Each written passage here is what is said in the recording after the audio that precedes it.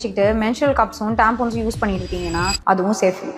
நீங்கள் menstrual cup use பண்ணும்போது period பிளட்டை ரொம்ப நேரம் அங்கே ஹோல்ட் பண்ணி வச்சிருக்கு. ஆனால் பீரியட் பிளட்டுங்கிறது உடனே வெளியில் வந்துடணும். இது அகேன்ஸ்ட் நேச்சர் அண்ட் இது என்றைக்குமே சரியா இருக்காது. நீங்கள் மென்ஸ்ட்ரல் கப் ரொம்ப நேரம் உள்ளே வச்சிருக்கீங்கன்னா அதிகமாக ப்ளீட் ஆகிற பீப்புளுக்கு அது ரிவர்ஸ் ஆக கூட வாய்ப்பு இருக்கு. மோஸ்ட் ஆஃப் த டைம் என் பேஷண்ட்ஸ் வந்து ஒயிட் டிஸ்சார்ஜ்னு வந்தாங்கன்னா அவங்களுக்கு எல்லா ட்ரீட்மெண்ட்டும் பண்ணி கடைசியாக அது நிற்கவே இல்லைங்கிறப்போ இந்த மென்ஸ்ட்ரல் கப்பை எலிமினேட் பண்ணுறப்ப தான் அந்த ஒயிட் டிஸ்சார்ஜ் நின்றுருக்கு. சில பேரோட வெஜைனா அந்த சிலிகான் கப்பை ஒரு த்ரெட்டாக பார்க்கும். அதனால அலர்ஜிக் ரியாக்ஷன் இன்டியூஸ் பண்ணும். ஸோ ஒயிட் டிஸ்சார்ஜ் வரது ஒரு நார்மல் ரிஃப்ளெக்ஸ் தான். இந்த மாதிரி சிம்டம்ஸ்லாம் உங்களுக்கு இருக்குதுன்னா இப்பவே அதை யூஸ் பண்றது நிறுத்திடும். இது இல்லாம டாம்பூன்ஸ் யூஸ் பண்ணலாமா நீங்க கேட்டீங்கன்னா அது மென்ஸ்ட்ரல் கப்பை விட மோசம். இது உள்ளுக்குள்ளேயே டிஸ்லாஜ் ஆச்சுன்னா டாக்ஸிக் ஷாக் சிண்ட்ரோம் கன்ஃபார்ம். சரி, அப்ப என்னதான் யூஸ் பண்ணலாம் நீங்க கேட்டீங்கன்னா ஃபர்ஸ்ட் நம்ம உடம்புக்குள்ள எதுவுமே போ தேவை கிடையாது. ஸோ என்னதான் மென்ஸ்ட்ரல் பிளட் தூய்மையானதா இருந்தாலும் அது நம்ம பாடியோட ஒரு எக்ஸ்கிரீஷன் தான். ஸோ இதை உங்க பாடிக்கு வெளியிலேயே வச்சு டிஸ்போஸ் பண்ற மாதிரியான ஒரு ப்ராடக்ட்டை பார்த்து யூஸ் பண்ணுங்க. அப்படி பாத்தீங்கன்னா நீங்க கிளாத் பேட்ச் யூஸ் பண்ணலாம். இது ஈகோ ஃப்ரெண்ட்லியும் கூட அண்ட் சைடு எஃபெக்ட்ஸும் இருக்காது. பட் மெயின்டெனன்ஸ் கொஞ்சம் கஷ்டம்